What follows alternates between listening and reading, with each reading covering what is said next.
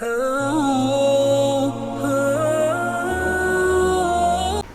عالم کے اندر انسان کو صرف پریشانی نظر آتی ہے، جس عالم کے اندر انسان کو صرف مصیبتیں نظر آتی ہے، جس عالم کے اندر صرف انسان کو تکالیف نظر آتے ہیں، اس عالم کا نام دوزخ کا عالم ہے۔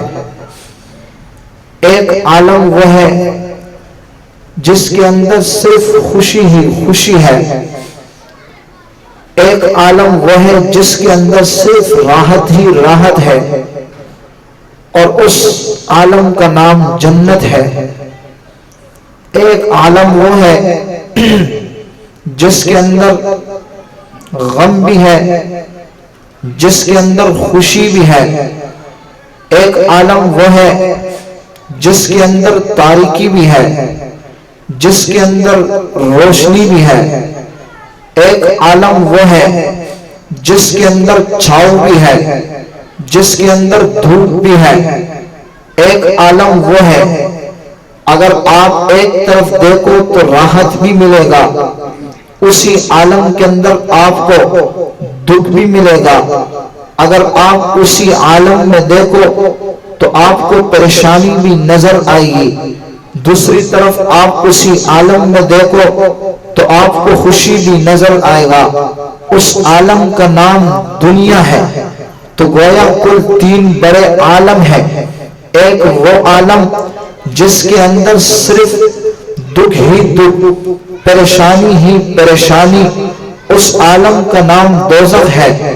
ایک وہ عالم ہے جس کے اندر صرف خوشی ہی خوشی، راحت ہی راحت ہے، اس عالم کا نام جنت ہے۔ ایک عالم وہ جس کے اندر اگر آپ کو تکلیف مل جائے تو اس کے بعد ہو سکتا ہے آپ کو آسانی مل جائے، یہ وہ عالم ہے جس کو عالم دنیا کہتے ہیں۔ یہ دنیا ازداد کی جگہ ہے۔ اگر آپ نے دکھ برداشت کرنا ہے تو اس دکھ کے بعد آسانی بھی آئے گا، اگر آپ پر پریشانی آ جائے تو پریشانی کے بعد راحت بھی آئے گا۔ رب ذوالجلال نے والشمس وضحاها، اس سورت کے شروع کے اندر 11 قسمیں کہی ہے۔ سوال پیدا ہوتا ہے رب ذوالجلال کو قسم کھانے کی ضرورت نہیں ہے، قسم تو آپ کھاتے ہیں، قسم تو مجھے کھانا پڑتا ہے، میرے آپ کی بات پر کوئی یقین نہیں کرتا۔ رب ذوالجلال کی بات تو خود قرآن مجید کے اندر رب ذوالجلال نے نقل کیا ہے، وَمَنْ أَحْسَنُ قَوْلًا مِّمَّنْ دَعَا إِلَى اللَّهِ، اللہ سے سچی بات کسی کا ہو سکتا ہے، اللہ کے مقابلے میں کون سچا بات کرے گا؟ نہیں کر سکتا۔ تو پھر رب ذوالجلال نے قسمیں کیوں کہی ہے؟ ایک قسم کی بات نہیں کرتا، دو قسم کی بات نہیں کرتا، تین قسموں کی بات نہیں کرتا، 11 قسمیں اٹھائی ہے، اور قسم بھی بڑی عجیب انداز میں رب ذوالجلال نے اٹھایا ہے۔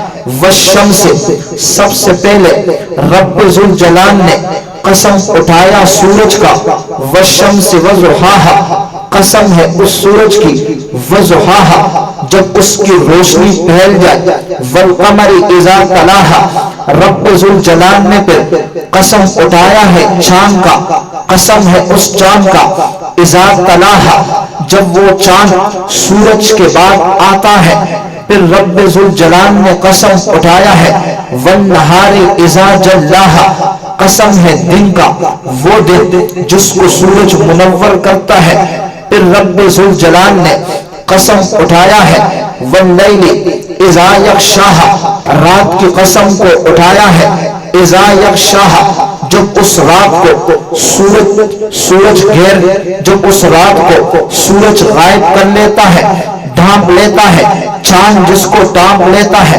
پھر رب ذوالجلال نے قسم اٹھایا ہے والسماء وما بناها، قسم ہے آسمان کی، وما بناها، اس رب کی جس نے اس کو بنایا ہے۔ پھر رب ذوالجلال نے قسم اٹھایا ہے والارض وما طحاها زمین کی اور اس رب کی جس نے اس زمین کو بچھایا ہے. پھر رب ذوالجلال نے آخری قسم اٹھا کر ارشاد فرمایا ونفس وما سواها قسم ہے اس جان کی جو جان رب نے تمہیں عطا کی ہے. وما سواها جس جان کو رب نے برابر کیا ہے. جی ہاں پھر رب نے ایک جملہ کہہ دیا فَأَلْهَمَهَا فُجُورَهَا وَتَقْوَاهَا رب نے اس جان کو پیدا کر کے اس کے اندر فسق کا مادہ بھی رکھا ہے, معصیت کا مادہ بھی رکھا ہے, گناہوں کا مادہ بھی رکھا ہے. فَأَلْهَمَهَا فجورها وتقواها اس نفس کے اندر فسق کا مادہ بھی ہے, وتقواها تقوی کا مادہ بھی ہے. ان تمام چیزوں کی قسم کھا کر جواب کو بعد میں بتاؤں گا. پہلے یہ سمجھے رب نے یہ قسم اٹھایا کیوں ہے, کس بات کی طرف اشارہ کیا ہے. ایک قسم نہیں 11 قسمیں اٹھایا ہے. جی ہاں 11 قسمیں اٹھا کر رب نے مجھے اور آپ کو کیا بات سمجھایا ہے. یہ سورت مجھے اور آپ کو کیا پیغام دے رہا ہے, اس پیغام کی طرف بھی دے کے. ایک نے مجھے سوال کیا مولوی صاحب تصوف کے بارے میں آپ مجھے بتا دیں کہ تصوف میں کیا ملتا ہے. میں نے کہا آپ نے قرآن کا مطالعہ نہیں کیا, اس سورت کو دیکھ لیتے. خدا کی قسم آپ کو جو مقام ملتا ہے تم کبھی تصوف پہ اعتراض نہیں کرتا, کبھی تم تصوف کو نہیں چھوڑتے. کہنے لگے وہ کیسے. میں نے کہا رب ذوالجلال نے 11 قسمیں اٹھا کر مجھے اور آپ کو بات سمجھایا ہے کہ یہ دنیا کائنات کا نظام ہے. ایک وقت ایسا بھی آتا ہے سورج نکل کر دن کو روشن کر دیتا ہے. جی ہاں دن آپ کو نظر آ رہا ہے, سب کچھ روشنی روشنی ہے, لیکن اس کے بعد ایک ایسا وقت بھی آتا ہے سورج غروب ہو کر اندھیرا آ جاتا ہے. اس اندھیرے کی جگہ پر چاند کی روشنی آتی ہے. جی ہاں پھر ایک ایسا وقت بھی آتا ہے 14-12 گھنٹے اس سورج کی روشنی ہی روشنی ہے. دن پہلا ہوا ہے, ہر چیز روشن ہے. 14-12 گھنٹے کے بعد سورج غروب ہو گیا. غروب ہونے کے بعد رات کی تاریکی چھا گئی. جی ہاں بات کو غور سے سننا, جو بات میں سمجھانے لگا ہوں یہ ابھی میں تمہید باندھ رہا ہوں اپنی گفتگو کرنے کے لیے, تصوف کو سمجھانے کے لیے. رب نے کائنات کا نظام ایسا بنایا ہے, پہلے تاریکی جب آئے گی تو پھر روشنی بھی آئے گی. سورج نکل آیا ہے, اس نے دن کو روشن کیا ہے. سورج کے چڑھے جانے کے بعد چاند آیا ہے, اس نے روشنی دی ہے. پھر ایسا وقت بھی آیا ہے کبھی چاند نظر نہیں آیا, تاریکی ہی تاریکی چھا چکی ہے. رب نے سمجھا دیا یہ عالم دنیا ہے, تم جس عالم میں رہ رہے ہو وہ عالم دنیا ہے. آپ پر حالات آ سکتے ہیں ہر اعتبار سے. کبھی آپ پر ایسے حالات آئیں گے ظلمت کے اندھیرے آئیں گے, کبھی آپ پر ایسے حالات آئیں گے فتنوں کا دور آئے گا, کبھی آپ پر ایسے حالات آئیں گے تکلیفیں اٹھانا پڑے گا. جی ہاں مصیبتوں کو برداشت کرنا پڑے گا, لیکن تم نے واویلا نہیں کرنا, رب کے تقدیر پر شکوہ نہیں کرنا. یہ حالات کیسے ہیں, اس لیے میں نے اس عالم کو رب نے کہا دنیا کا عالم بنایا ہے. جب اس دنیا کے اندر تاریکی ہوگی تو اس تاریکی کے بعد روشنی بھی آئے گی. یہاں غم ہوگا تو اس دنیا کے اندر بھی خوشی ہوگا, غم کے بعد خوشی بھی ہے. یہ دنیا ہے, یہاں راحت ہے تو راحت کے بعد پریشانی بھی ہے, پریشانی ہے تو راحت بھی ہوگا. جب رب ذوالجلال نے ان چیزوں کی قسمیں اٹھا کر دنیا کا نقشہ سامنے رکھ دیا, آپ پر یہ حالات آ سکتے ہیں ظلمت کے تاریکی میں تم ڈوب سکتے ہو، جی ہاں آپ فتنوں کے اندھیروں میں ڈوب سکتے ہو، لیکن آپ نے تماشا نہیں کرنا۔ اس دور کے اندر آپ نے کیا کرنا ہے؟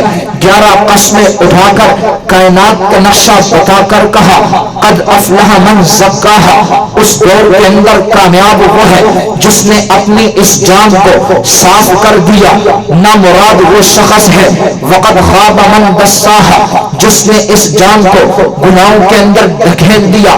قد افلح من زکاہا، اس دور کے اندر آپ نے مایوس نہیں ہونا ہے۔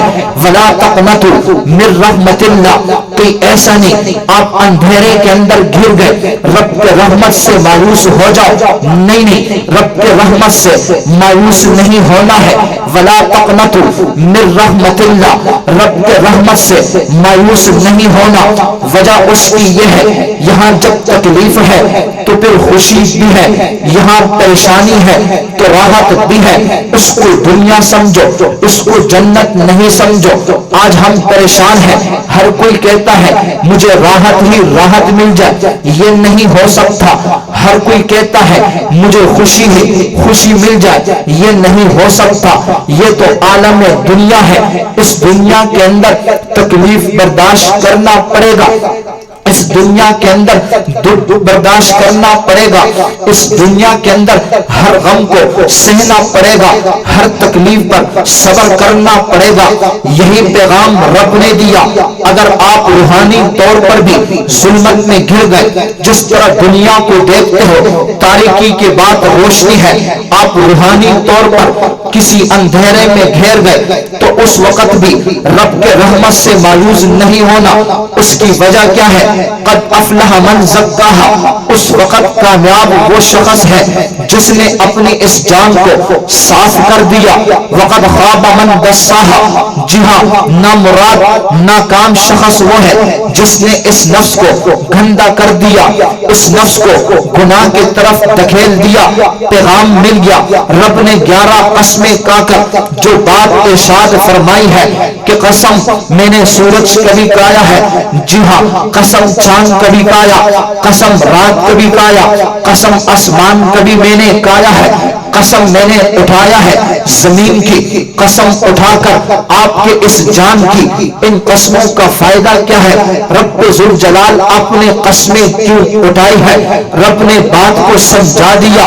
قد افلح من زکاہا، ان 11 قسموں کے بعد جو بات میں سمجھا رہا ہوں، جو اہم بات ہے وہ اہم بات یہ ہے، رب تو یوں بھی کہہ سکتے تھے اپنے نفس کو صاف کر لو، اپنی جان کو صاف کر لو، نہیں، رب نے طریقہ یوں اپنایا ہے۔ پہلے سورۃ الشمس کے اندر 11 قسمیں کہا کر لوگوں کو متوجہ کر دیا کہ جس عالم کے اندر تم ہو وہ دنیا کا عالم ہے، اس میں ہر طرف سے آپ پر تکلیفیں آ سکتا ہے، لیکن اس تکلیف کو تکلیف مت سمجھو، یہی روحانی تکلیف آپ پر آ جائے۔ اگر آپ کسی اندھیرے میں چلے گئے تو مایوس ہونے کی رب کی رحمت موجود ہے۔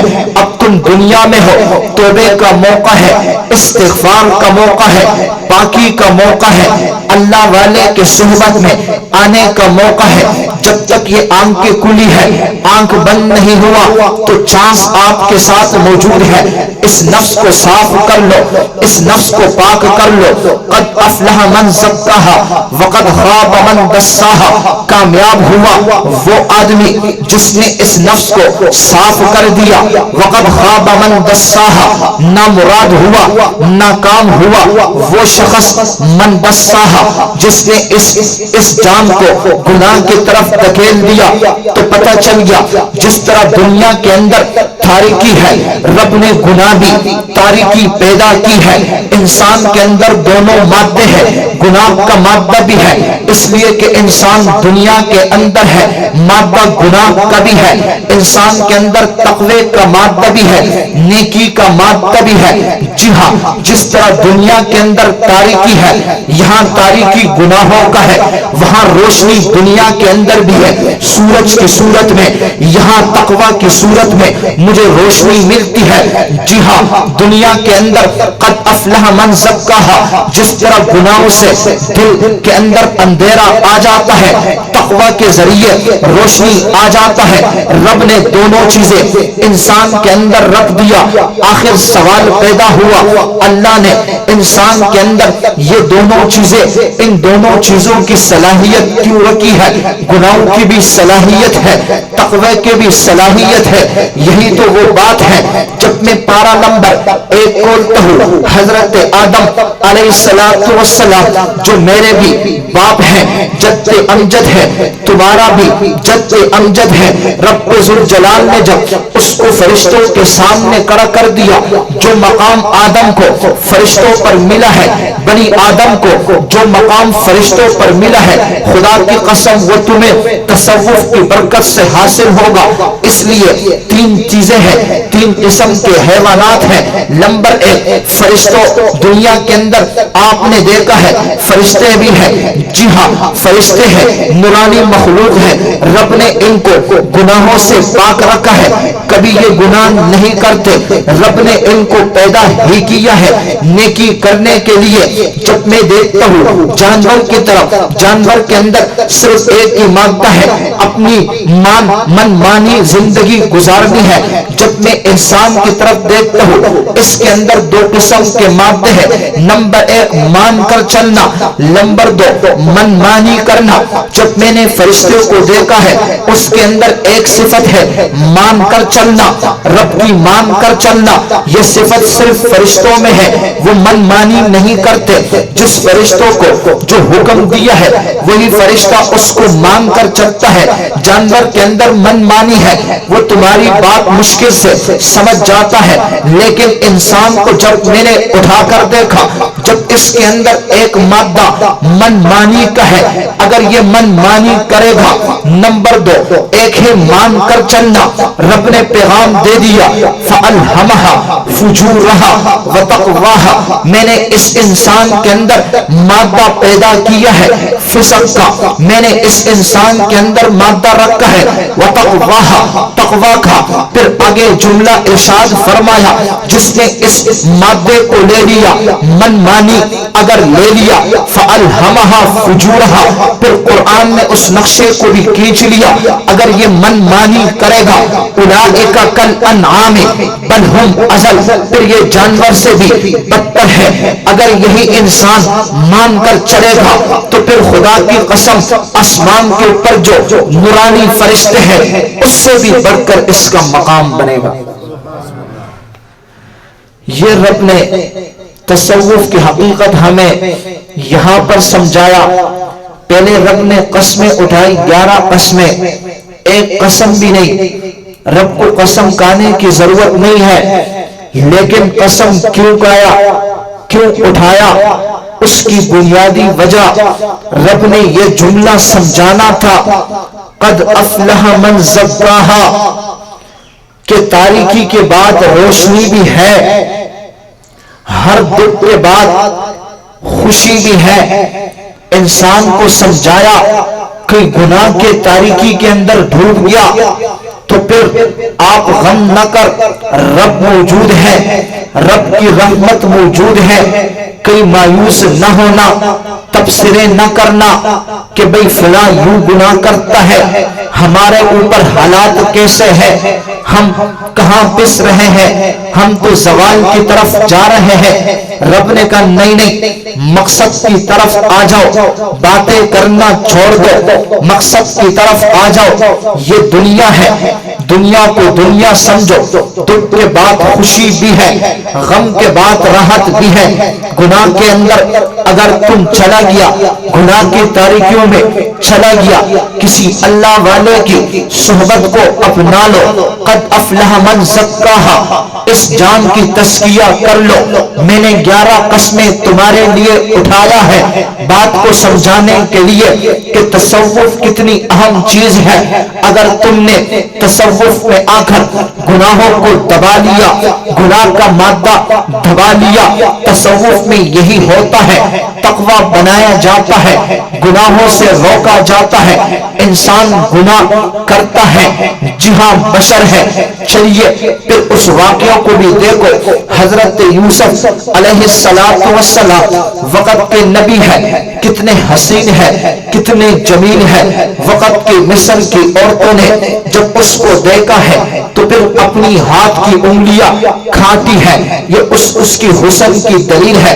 اتنا حسن اللہ نے حضرت یوسف کو دیا تھا. میں اس پر گفتگو نہیں کر رہا. اس یوسف علیہ السلام کو جو حسن ملا ہے، خدا کی قسم وہ میرے پیغمبر کی برکت سے ملا ہے. ہر نبی کو جو خصلت ملی ہے، میں تو اس سے بڑھ کر کہتا ہوں، نبی کو، ہر نبی کو جو نبوت ملی ہے میرے نبی کی برکت سے ملی ہے. ہر صحابی کو جو صحابیت کا مقام ملا ہے میرے نبی کی برکت سے ملا ہے. ہر شہید کو شہادت کا جو مقام ملا ہے میرے نبی کی برکت سے وہ ملا ہے. ہر ولی کو جو ولایت کا مقام ملا ہے، جی ہاں، ہر پیر کو جو ولایت کا درجہ ملا ہے میرے نبی کی برکت سے ملا ہے. میرے نبی نہ ہوتے تو اللہ کسی نبی کو نبوت بھی نہ دیتے. میرے نبی نہ ہوتے اللہ کسی صحابی کو صحابیت بھی نہ دیتے. میرے نبی نہ ہوتے تو آج کوئی شہید بھی شہادت کا مقام نہیں پاتا. ہاں، اگر میرے نبی نہ ہوتے تو آج کوئی ولی ولایت کے منصب پر نہ ہوتے. یہ تو اس پیغمبر کی برکت ہے. نبی کو اگر معجزہ ملا ہے تو پھر میرے نبی کے تمام معجزات ہر نبی کے ایک طرف کر دو. میرے نبی کا معجزہ یہی قرآن ایک طرف کر دو. تمام انبیاء کے معجزات رب نے اس قرآن میں جمع کر دیا. ہر نبی کو ملا ہے. رب نے ان معجزات کو قرآن میں ذکر کیا اور قرآن میرے نبی کا معجزہ ہے. بات پہ غور کر دینا. حضرت یوسف کو اگر حسن ملا ہے تو پھر میرے پیغمبر کی وجہ سے ملا ہے. حضرت یوسف کو جب رب نے حسن دیا، عورتوں نے انگلیاں کاٹی ہے. حضرت عائشہ رضی اللہ تعالیٰ عنہ اس وقت میرے پیغمبر صلی اللہ علیہ وسلم کے حسن کا نقشہ کھینچا ہے. حضرت یوسف کو دیکھ کر مصر کی عورتوں نے انگلیاں کاٹ ڈالی ہے. میرے پیغمبر کو دیکھ لیتی تو یہ اپنی چھریاں اس دل پہ پھیر دیتی. یہ جملہ حضرت عائشہ نے کیوں فرمایا ہے رضی اللہ تعالی عنہ؟ اس لیے فرمایا ہے کہ دیکھو آپ کے جسم میں ایک انگلی ہے، جی ہاں جسم کا حصہ ہے. ایک آپ کے جسم میں دل کا ٹکڑا ہے، یہ بھی جسم کا حصہ ہے. لیکن اگر آپ دیکھنا چاہو یہ انگلی، اس کو جسم کا شاخ کہتے ہیں. اس دل کو دیکھو، یہ مرکز ہے. مرکز بن گیا تو دل بن گیا. جی ہاں یہ شاخ ہے. شاخ کو کاٹو تو جسم پہ اثر نہیں پڑتا. مرکز کو کاٹو جسم پہ اثر پڑتا ہے، جان چلی جاتی ہے. جی ہاں یہ چلا گیا، زندگی تو بچ جائے گی. جی ہاں میرے پیغمبر کی نبوت کو میں جو نقطے دینے لگا ہوں ممکن ہے آپ کا ذہن وہاں چلا جائے. یہ دیکھو تو آپ انگلی کو جسم کا شاخ ہے، اس دل کو دیکھو جسم کا مرکز ہے. حضرت عائشہ رضی اللہ تعالی عنہا نے بات کو سمجھا دیا. حضرت حسن، حضرت یوسف علیہ السلام کو جو حسن ہے وہ تو شاخ حسن ہے. رب نے اس حسن کو مرکز حسن حضرت پیغمبر مصطفیٰ صلی اللہ علیہ وسلم سے نکالا ہے. پیغمبر کا حسن نہ ہوتا تو یوسف کو حسن ملتا نہیں. یوسف کو جو حسن ملا ہے میرے پیغمبر کی برکت سے ملا ہے. اس لیے حضرت عائشہ نے کہا شاخ حسن کو دیکھ کر شاخ جسم کو کاٹا ہے. میرے پیغمبر مرکز حسن ہے، اس کو اگر دیکھ لیتی یہ عورتیں تو پھر جسم کا مرکز دل کو کاٹ لیتا. جی ہاں یہ پیغمبر کا حسن ہے. ایک طرف چلیے حضرت یوسف علیہ السلام کا واقعہ دیکھیں، کتنا حسین ہے. پیغمبر کی وجہ سے جو حسن ملا ہے، جب یہ اتنا حسین ہے میرا پیغمبر کتنا حسین ہوگا. توجہ کرنا، زلیخا حضرت یوسف علیہ السلام پر فرشتہ ہو گئی. قرآن نے نقشہ کھینچا ہے وَلَقَدْ هَمَّتْ بِهِ وَهَمَّ بِهَا. زلیخا نے ارادہ کیا گناہ کا ارادہ زلیخا کے دل میں آ گیا، اس لیے کہ اس نے جذبے کے ساتھ گناہ کا ارادہ کیا۔ قرآن نے کہا وَهَمَّ بِهَا، حضرت یوسف علیہ السلام نے گناہ کا ارادہ تو نہیں کیا لیکن ارادہ چلا گیا، اس لیے کہ بشر ہے، بشر میں ارادہ تو چلا گیا، آیا نہیں، آیا چلا گیا۔ جی ہاں، کیونکہ بشر تھا تو بشر نے اس ارادے کو آخر اپنانا تو تھا۔ تو حضرت یوسف علیہ السلام نے جب وہ ارادہ چلا گیا تو اس وقت حضرت یوسف علیہ السلام نے کیا کام کیا ہے؟ آج بھی اگر ہم اس ماحول کو دیکھ لیں، گناہ کا ماحول ہے، تو پھر حضرت یوسف کی سیرت کو اٹھا کر دیکھو، اس نے اپنے آپ کو گناہوں سے گناہ سے کیسے بچایا ہے؟ رب کی طرف رجوع کر کے۔ جی ہاں، آج بھی ہم کہتے ہیں گناہ ہو گیا تو رب کی طرف رجوع کر لو، خانقاہ میں آ جاؤ، توبہ استغفار کر لو۔ یہ تو انبیاء کی سیرت ہے۔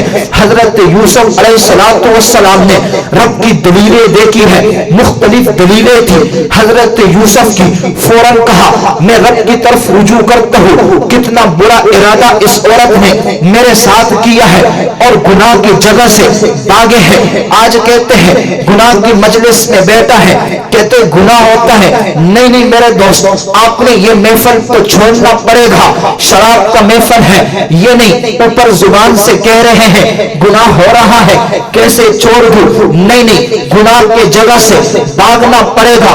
وقت کا نبی حضرت یوسف علیہ السلام، واقعہ قرآن میں ہے، حضرت یوسف دوڑے ہیں دروازے کی طرف، آگے دوڑے ہیں، گناہ کی جگہ کو حضرت یوسف نے چھوڑ دیا، جیسے چھوڑ دیا رب نے انعام کیا کیا، دروازہ کہاں ربا، دروازے کو تالا بھی ہے، خلوت بھی ہے، عورت بھی حسین ہے، گناہ کا موقع ہے، لیکن تیرے طرف رجوع کرتا ہوں، مجھے اس گناہوں سے آپ بچا دے، اس گناہ سے آپ بچا دے، جو کام میرے اختیار میں ہے وہ میں کر کے دکھاؤں گا، ربا آگے تیرا کام ہے۔ حضرت یوسف کے اختیار میں یہ تھا، اس نے رب کی طرف رجوع کر لیا، حضرت یوسف کے اختیار میں یہ تھا، گناہ کا جگہ چھوڑ دیا، پھر رب نے انعام کیا کیا، پھر رب نے دروازے کھول دیے، وہ دروازہ جس پر تالا لگا تھا، جی ہاں رب نے اس تالے کو گناہ کے چھوڑنے کی برکت سے کھول دیا کہ حضرت یوسف گناہ چھوڑ کر گناہ سے بھاگ کر آئے ہیں، میں رب اس تالے کو کھول دوں گا۔ صرف تالا کھولا نہیں ہے، دروازہ بھی کھول کر سامنے دیکھا، شوہر زلیخا کا مصری عزیز موجود ہے۔ شوہر نے جب معاملہ دیکھا، واقعہ پورا آپ نے پڑھا ہے، وہ سمجھ گیا کہ یہاں ماجرا کیا ہے، تو رب نے اس واقعے کے اندر مجھے اور آپ کو سمجھا دیا، قد افلح من زکاہا، 11 قسمیں کا کر کامیاب انسان وہی ہے جو اپنی جان کو پاک کرے گا۔ پاک کرنے کا طریقہ یہ ہے، اس ماحول کو جس گناہ کے اندر پڑا ہے وہاں سے بھاگنا پڑے گا، جی ہاں وہاں سے آپ کو بھاگ کر رب کی طرف رجوع کرنا پڑے گا، تب جا کر قد افلح من زکاہا وتقواہا والی زندگی نصیب ہوگی۔ یہ رب نے سمجھایا۔ ان واقعات سے یہی پتہ چلتا ہے کہ آپ نے خود ماحول بنانا ہوگا، گناہ کے محفلوں کو چھوڑنا ہوگا، بھاگنا ہوگا۔ یہ نہیں گناہ بھی کر رہے اور ساتھ ساتھ زبان سے بھی کہہ رہے ہم فلاں گناہ کر رہے، فلاں گناہ ہم سے ہو رہا ہے، ہم نے یہ غلطی کر دی۔ بھائی تذکرہ کرنے سے کچھ نہیں ہوتا، اصل مقصد کی طرف آ جاؤ۔ تذکرہ کرنے سے کیا ہوگا؟ ٹائم ضائع کرنے کا کوئی اور اس کا چارہ نہیں ہے، یہ تو آپ اور ٹائم ضائع کر رہے ہو۔ مقصد کی طرف آ جاؤ، خود سوچو۔ قرآن نے دوسرا نقشہ بھی کھینچا ہے، یا ایھا الذین آمنوا علیکم انفسکم، اے لوگو ایمان والو اپنے نفس کو لازم پکڑو، اس کی تزکیہ کر لو۔ خدا کی قسم جب آپ نے اس کی تزکیہ کر دیا، آپ نے غور کر دیا، آپ نے فکر بنا لیا نفس کے تزکیہ کا، لا یضرکم من ضل، تو پھر آپ کو تکلیف نہیں دے سکتا، آپ کو کوئی ضرر نہیں دے سکتا۔ وہ آدمی جو گمراہ ہے، اذا اہتدیتم، جب تم خود رائے راست پر ہو، جب تم ہمت کر رہے ہو، تو پھر کوئی نقصان دینے والا آپ کو نقصان دے نہیں سکے گا۔ یہ قرآن کا فیصلہ ہے۔ ایسا بھی آپ نے دیکھا ہے، جب ایک چراغ جلتا ہے تو پھر اس چراغ سے دوسرے چراغ کو روشنی ملتی ہے۔ آپ اپنے اندر تقوی پیدا کریں گے، آپ اس مجلس میں شرکت کریں گے، آپ کا نفس کا یہ چراغ جلے گا، تو پھر اس چراغ سے دوسرے چراغوں کو روشنی ملے گی۔ یہ روشنی ملتی ملتی آخر کائنات کے اندر روشنی پھیلتی چلی جائے گی۔ بات سمجھ میں آ رہی ہے؟ آپ پریشان لگ رہے کہ پتہ نہیں کون سا موضوع چھیڑ دیا اس نے۔ بات مشکل تو نہیں ہے، بات سمجھ میں آ رہی ہے؟ جو بات میں سمجھانا چاہ رہا ہوں سمجھ میں آ رہی ہے آپ کو؟ بات یہی ہے، تصوف کی حقیقت کہ تصوف اپنانے سے انسان کو رتبہ فرشتوں سے بھی زیادہ ملتا ہے۔ یہی تصوف میں آ کر اصلاح کر کے، تقوی اپنا کر کے، گناہوں کو چھوڑ کر، من مانی زندگی چھوڑ کر مانی زندگی اختیار کر لے، کیونکہ اس میں دونوں صفات ہیں۔ رب نے خود فرما دیا فَأَلْهَمَهَا فُجُورَهَا، یہ ہے من مانی، وَتَقْوَاهَا، یہ ہے مان کر چلنا۔ فَأَلْهَمَهَا فُجُورَهَا، من مانی کرنا، وَتَقْوَاهَا، مان کر چلنا۔ قَدْ أَفْلَحَ مَنْ زَكَّاهَا، مان کر چلے گا، قد افلح، کامیاب ہے۔ وقد خواب، من مانی کرے گا، خوابہ نامراد ہے۔ دساہا، جس نے اپنے نفس کو گناہ کے اندر دھکیل دیا، من مانی کرے گا۔ اولئک کالانعام بل ہم اضل، اس سے تو جانور بھی بہتر ہے۔ کیوں؟ وجہ اس کی یہ ہے کہ جانور میں تو صرف من مانی زندگی گزارنے کی تھی، اس کے اندر تو مان کر چلنا تھا۔ اس نے یہ مان کر صفت کیوں چھوڑا ہے؟ اس لیے اولئک کالانعام۔ آپ کے ذہن میں سوال آئے گا کہ یہ کیوں کہا کہ اولئک کالانعام؟ اس کی وجہ یہ ہے، رب نے کہا ہم نے دو صفتیں رکھی ہے، مان کر چلنا۔ اس نے یہ مان کر صفت کو کیوں نہیں اپنایا؟ اس کے پاس اختیار تھا، صلاحیت تھی، جس طرح فجور فسق کی صلاحیت ہم نے رکھی ہے، تو مان کر صفت ہم نے اس کے اندر رکھی ہے۔ اس نے وہ صفت چھوڑ کر من مانی کی صفت اختیار کر کے، تو پھر اس کا نتیجہ اولئک کالانعام بل ہم اضل ہوگا۔ اگر یہی انسان مان کر چلے گا تو پھر جو نورانی فرشتے مخلوق ہے اس سے بھی یہ بڑھ کر آگے چلا جائے گا۔ یہ ہے تصوف کی حقیقت، یہ ہے تصوف کے اندر جو مقام ملتا ہے انسان کو۔ اگر گناہوں کو چھوڑ دے، تقوی اپنا دے، یہی انسان فرشتوں سے آگے ہے، فرشتوں سے اعلیٰ ہے، افضل ہے۔ اگر یہی انسان من مانی زندگی گزارے گا تو پھر جانور سے بھی بدتر ہے، پھر جانور سے بھی بدتر ہے۔ قرآن کی آیتیں پڑھ رہا ہوں، صرف سمجھا رہا ہوں، تو اس لیے آپ اندازہ لگاؤ کہ تصوف کتنا اہم ہے۔ قد افلح من زکاہا، کہ 11 قسمیں اللہ نے صرف اس تصوف کی تزکیے کے لیے اٹھایا ہے۔ قسم، حالانکہ اللہ کو قسم کہنے کی ضرورت نہیں ہے۔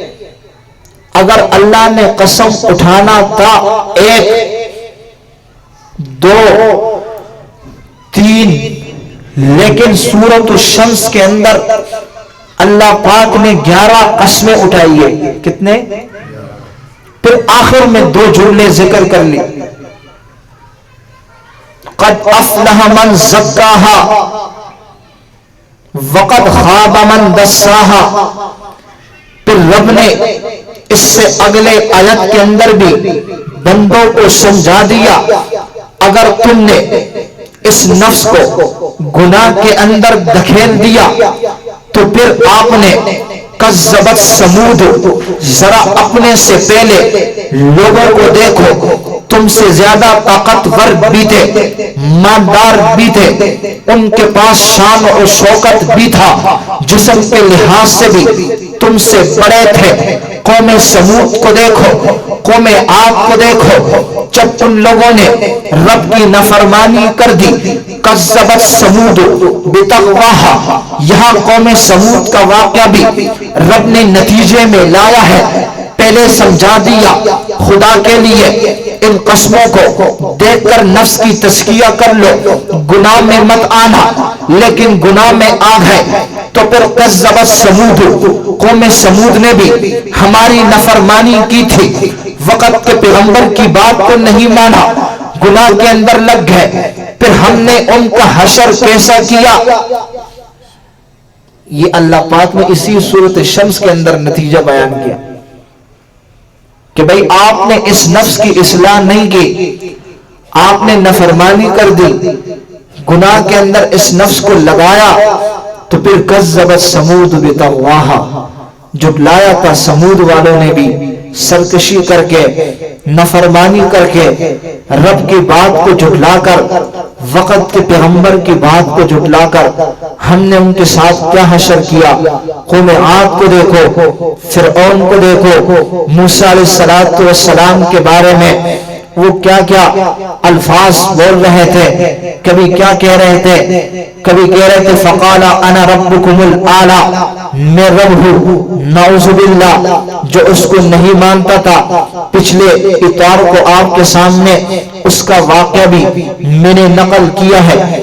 چلیے ایک واقعہ خاتون کا، فرعون کا نام لے کر ایک خاتون کا واقعہ ذہن میں آیا ہے، ذرا پھر ایمان کی طرف آ جاؤ تاکہ ایمان آپ کا تازہ ہو۔ اس واقعہ کو ذرا دیکھ لینا۔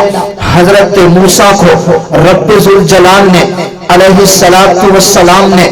السلام کو رب ذوالجلال نے فرعون کی طرف بھیجا، اذهب الى فرعون انه طغى، اس نے تو زمین کے اوپر سرکشیاں شروع کی ہے، چلیے موسیٰ آپ چلے جا فرعون کی طرف، فقل هل لك الى ان تزكى، ادھر بھی تزکیہ ہے، کہہ دیجئے فرعون کو بتا دیجئے کیا میں آپ کا تزکیہ نہ کروں، جس چیز میں پڑے ہیں آپ کو اس چیز سے نہ نکالو، جس تاریکی کے اندر پڑے ہیں اس تاریکی سے نکال کر روشنی کی طرف لے کے نہ آؤ، وَأَهْدِيَكَ إِلَىٰ رَبِّكَ فَتَخْشَىٰ، کیا میں آپ کو ہدایت اپنے رب کی طرف نہ بلاؤں، فتخشا، تاکہ تیرے دل میں خشیت آ جائے۔ لیکن وقت کا فرعون تھا، ٹس سے مس بھی نہیں ہو رہا تھا، موسیٰ کی بات اس پر اثر ہی نہیں کر رہی تھی، وقت کے پیغمبر کے سامنے کھڑا ہوا۔ جی ہاں، یہی حضرت موسیٰ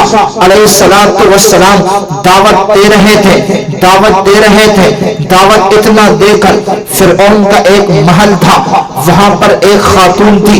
چلیے اس سے پہلے معراج کا واقعہ مختصرا، نبی علیہ السلام جا رہے ہیں، حضرت جبریل ہے، پیغمبر علیہ السلام نے دیکھا ہے، ایک محل کو دیکھا، خوبصورت محل ہے، خوشبو سے معطر ہے، جی ہاں گزرنے والوں کے لیے خوشبو وہاں سے مہک اٹھ رہی ہے، ہر ایک گزر رہا ہے وہاں سے دیکھتا ہے، خوشبو ہی خوشبو ہے، دیکھنے والے کو تعجب میں ڈالتا ہے۔ میرے آپ کے پیغمبر صلی اللہ علیہ وسلم نے پوچھا جبریل یہ محل کس کا ہے؟ حضرت جبریل نے بتایا قربانی کا نتیجہ دیکھو، قربانی کے بعد رب آسانیاں پیدا کرتا ہے، قربانی کے بعد انعامات ہوتے ہیں۔ جبریل نے کہا یا رسول اللہ، اے اللہ کے نبی، یہ محل اس خاتون کا ہے جو خاتون فرعون کے گھر میں خادمہ تھی، فرعون کے گھر کے اندر ایک محل تھا، اس محل میں یہ خادمہ تھی، خدمت کر رہی تھی، صفائی کر رہی تھی، اس کے چھوٹے چھوٹے بچے تھے، اس کے پیٹ پالنے کے لیے یہ خاتون صبح آتی تھی، خدمت کرنے کے لیے وہاں وہاں صفائی کر کے دیاری لگا کر کے شام کو گھر چلی جاتی تھی بچوں کے پیٹ پالنے کے لیے. اس طرح خاتون تھی. وقت کے پیغمبر حضرت موسیٰ علیہ السلام نے دعوت اتنا چلایا کہ فرعون کے محل میں دعوت نے کام کر دیا. اس خاتون نے خادمہ نے چپکے سے ایمان لایا. ابھی تک اس کا ایمان چھپا ہوا ہے, ظاہر نہیں کر سکتی, اس لیے وقت کا فرعون ہے, چھوڑے گا نہیں, ظلم کرے گا.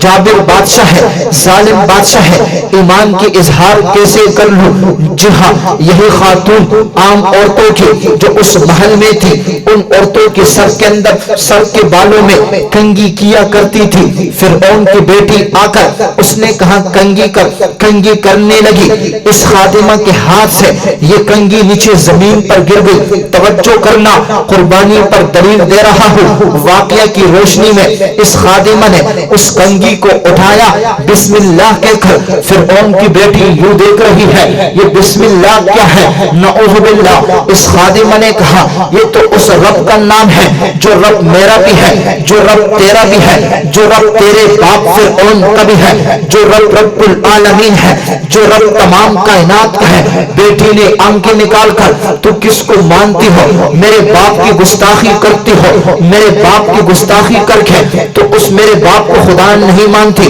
اس نے کہا نہیں نہیں, میں مانتی ہوں اس رب کی جو رب العالمین ہے. بسم اللہ, یہ اس اللہ کا نام ہے جو تمام کائنات کا مالک ہے, خالق ہے, رازق ہے. تجھے بھی دعوت فکر دے رہی ہوں. اس کی بیٹی نے کہا اچھا, میں اپنے باپ کو شکایت کرتی ہوں کہ تو نے ایمان لایا ہے, میرے رب کو چھوڑ کر کسی اور کو تم نے مانا ہے. جا کر باپ کو شکایت کر لی کہ پاپا, اس کے جو آپ کی خادمہ ہے اس نے تو ایمان لایا ہے, آپ کو چھوڑ کر کسی اور کو مانتی ہے. فرعون نے آرڈر دے دی کہ اس خادمہ کو دربار میں پیش کیا جائے. توجہ کرنا, یہ خادمہ کھڑی ہو گئی. فرعون نے کہا ماجرا کیا ہے؟ اس خاتون نے کہا میں نے کنگھی اٹھا کر بسم اللہ کہا ہے. فرمایا یہ اللہ کون ہے؟ فرمایا تمہارا بھی رب ہے, میرا بھی رب ہے. فرعون نے کہا اچھا, تم نے اسلام لایا ہے, ایمان میں داخل ہو چکی ہو, مجھے خدا نہیں مانتی ہو؟ اس نے کہا نہیں نہیں, ایمان کی حلاوت اتر چکی ہے, دل کے اندر ایمان کا نور بس گیا, تجھے خدا ماننے کے لیے میں تیار نہیں ہوں. اس نے کہا اچھا, اپنا مذہب چھوڑ دے ورنہ ایسے سزا دے دوں گا, یاد رکھے گی. اس نے کہا نہیں نہیں, ہر چیز کو برداشت کر لوں گی لیکن ایمان سے پیچھے نہیں ہٹوں گے. اس کے 4 بچے تھے اس خاتون کے. فرعون نے ان تمام 4 بچوں کو کیا حشر کیا ہے, تاریخ اٹھا کر دیکھو. فرعون نے ایک دیگ لا کر اس میں تیل کو گرم کر دیا. تیل کو گرم کر کے خاتون سے کہا تیرے بچے کو یک کے بعد دیگر اس تیل میں, گرم تیل کے اندر گرا دوں گا, ڈال دوں گا, تو اپنے آنکھوں سے دیکھے گی تو تیرا کیا حشر ہوگا.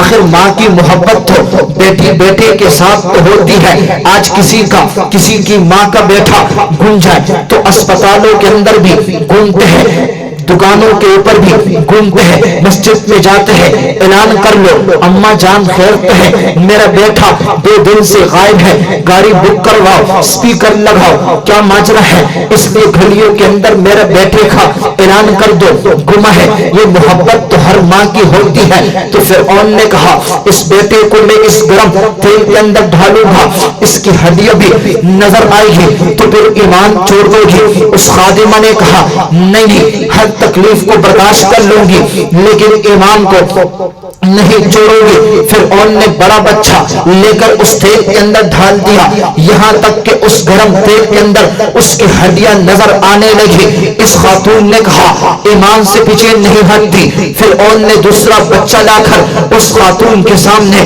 اس بچے کو گرم تیل کے اندر ڈال دیا, ہڈیاں نظر آنے لگی. اس خاتون نے ایمان سے پیچھے نہیں ہٹی. خاتون سوچ رہی ہے, ایک طرف جان ہے, ایک طرف بچے ہیں, ایک طرف ایمان ایمان کا مسئلہ ہے، بچے جاتے ہیں ایمان بھی چلا جاتا ہے، کیا کر لوں؟ یہاں اس نے قربانی دیکھو، بولنا تو آسان ہے، بیان کرنا آسان ہے، پریکٹیکل کرنا مشکل ہے، کرنا مشکل ہے۔ کہو کہ قربانی دینے کے لیے تیار ہو جاؤ، بولنا آسان ہے، قربانی دینا مشکل ہے۔ خاتون قربانی دے رہی ہے، ایمان کی خاطر تیسرے بچے کو بھی اٹھا لیا، اس گرم تیل کے اندر ڈال دیا۔ یہ خاتون اس منظر کو دیکھ رہی ہے لیکن پیچھے ایمان سے نہیں ہٹتی ہے۔ آخر فرعون نے کہا یہ جو چھوٹا بچہ اس کی گود میں دودھ پی رہا ہے، توجہ کرنا، دودھ پینے والا بچہ اس عورت کے گود میں ہے، اس کو چھین کر مجھے دے دو، ہو سکتا ہے اس بچے کو میں گرم تیل کے اندر ڈھال کر ایمان کو چھوڑ دے۔